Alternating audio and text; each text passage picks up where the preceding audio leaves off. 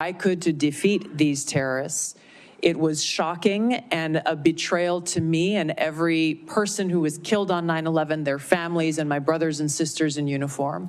When, as a member of Congress, I learned about President Obama's dual programs that he had begun really to overthrow the regime of Syria, and being willing to, through the CIA's Timber Sycamore program that has now been made public, of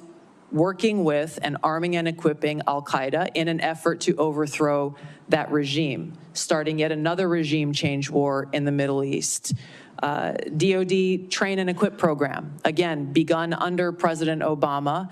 is widely been known, looked at, and studied, that ultimately resulted in over $500 million being used to train who they called moderate rebels, but were actually fighters working with and aligned with Al-Qaeda's affiliate on the ground in Syria, all to move forward with their regime change and not acknowledging what was obvious at the time and what has unfortunately borne true, which was that a regime change war in Syria, much like the regime change wars in Iraq, the toppling of Gaddafi and Mubarak, while these are all dictators, would likely result in the rise of Islamist extremists like Al-Qaeda taking power. I shed no tears for the fall of the Assad regime,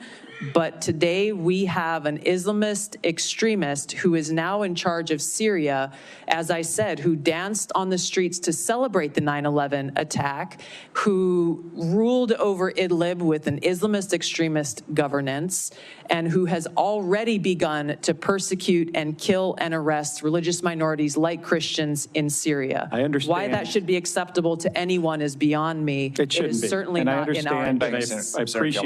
I appreciate your answer, and